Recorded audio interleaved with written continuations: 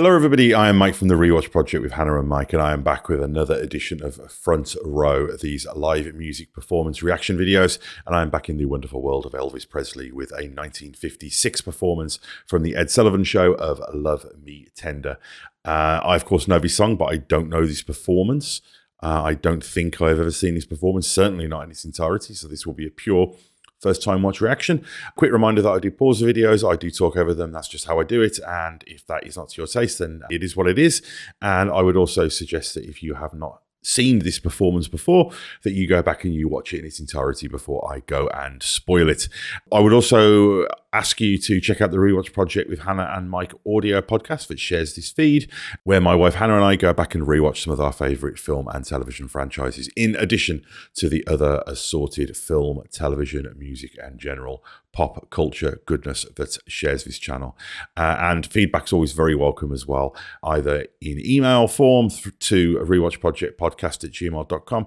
Alternatively, you can just leave comments here on this very channel, and I find it greatly gratifying when you, the kind listener, viewer, music, film, TV, Elvis Presley fan, let me know what you think about these videos, as well as give your opinions on the things that I'm reacting to, and little bits of biographical, informational and historical nuggets that are really great to learn, and there's also suggestions for future things to cover. So having said all of that, let's watch Elvis Presley on the Ed Sullivan Show singing Love Me Tender, shall we? Let's do that right now. Here we go.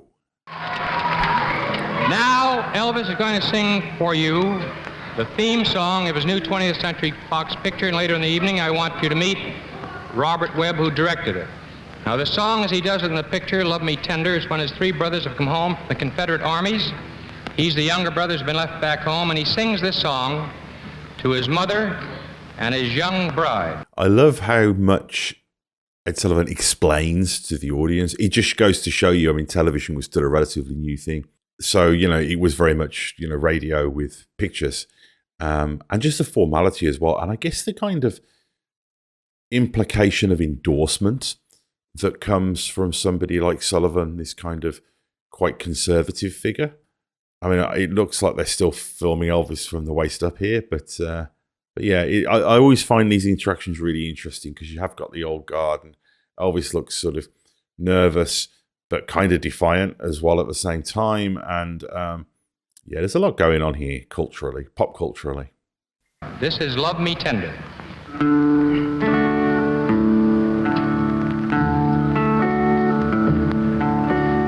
Love me tender, love me sweet,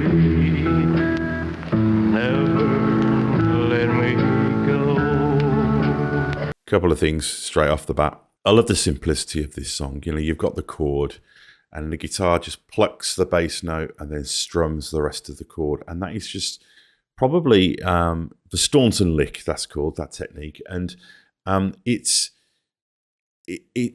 probably the simplest way to play guitar. But I think that is really deceptive, because with simplicity comes complexity. You know, the example I often use for that is "We Will Rock You" by Queen. That may seem like a really strange comparison, but it's just bass drum and a snare, or just feet and hands. It's just, you know, and somebody singing over it. And that seems really easy, like, hey, anybody can do that. But to do that and make it sound good and appealing, it takes incredible talent. You know, as much talent as it takes to play a million notes in a complex jazz scale. And that's what you're seeing here. Also, the way that, you know, the audience are very quiet. Elvis, you can see, is trying to stay still. You know, I know that there had been some controversy about his physicality prior to this, and it's really interesting to see him sort of restraining himself. I'm curious to see whether that restraint, his restraint and the audience's restraint, continues throughout the whole of this performance, because it must be difficult. He must have kind of ants in his pants. But I love the way that, if you can watch his eyes as well, the way he's moving around the audience, and he's including people. And I think this goes back to, even in his raw, early, relatively inexperienced form that we're seeing here, that this instinctive ability to connect and communicate with an audience, both physically in the building, but also those at home watching on this new medium of television. is intact and there from the very beginning. But let's go back to the beginning of the actual performance of the song here. Bride, this is Love Me Tender.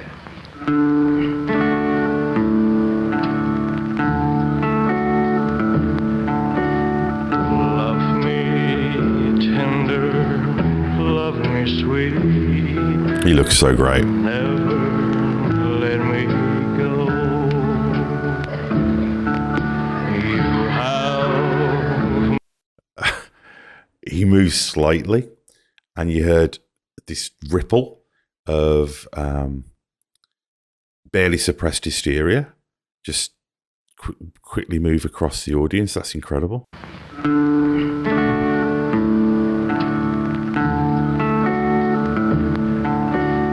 Love me tender, love me sweet.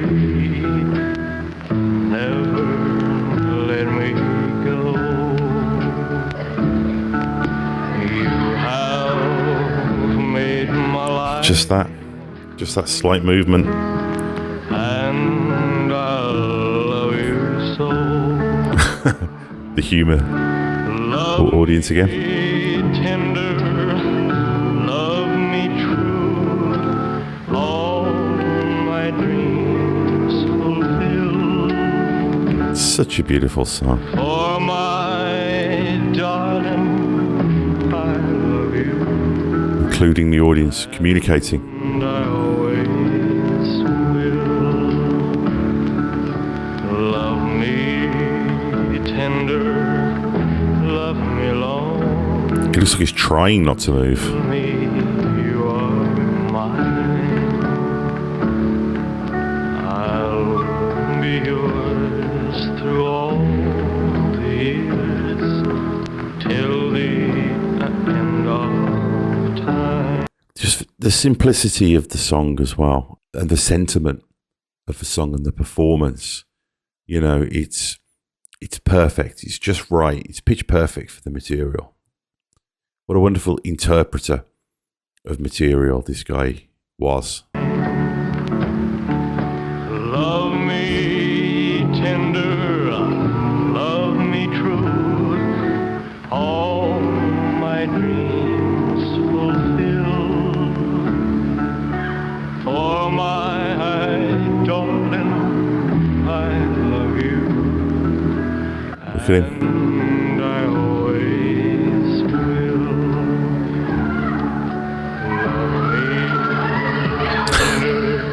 Love me. Oh, that was funny. It was just, he's not really moving that much, but you see a moment there where just his natural charm and his true personality comes through, and the audience this ripple of hysteria comes up, and you hear them being shushed.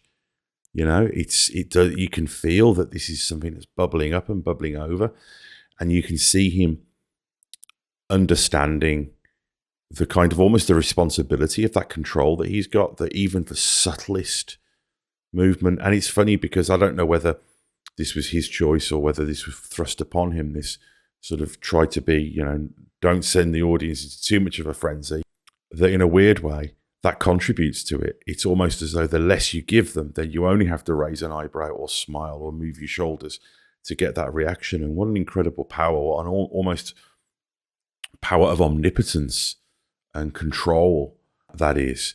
And it really does create an almost psychic connection between performer and audience when they're that in tune with each other. But I'll go back because that's a really interesting moment. Yeah, really listen closely here to what happens when you see him allow a bit of his natural personality to come through. He just sort of charms the audience into hysteria. And I always will. Here we are. Tender, love me when we are He pulls you back. apart. I'll be with you even then. You can see the song on his face. In your heart, well, in love me tender. See, he knew that you'd get that reaction. My dreams near the end of a song, so he's letting it happen a little bit. And I always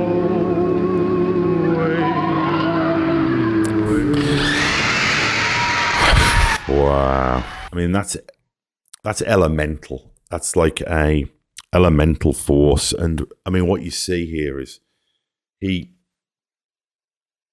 has such control and ability to connect with an audience. So, and what we see here is a great image as well. You know, I mean, visually, he just looks, you know, dressed to the nines, hair slicked back, just, you know, this vision of youthful beauty, you know.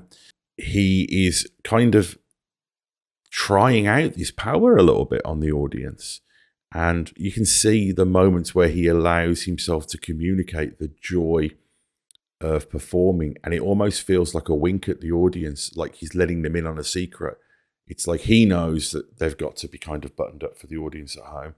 He knows that the audience will get shushed if they're hysterical, but he allows these little moments of connection with the audience to say, it's okay, we're here together. We know what this is really about, even if mum and dad don't. And a beautiful performance, beautiful vocal performance.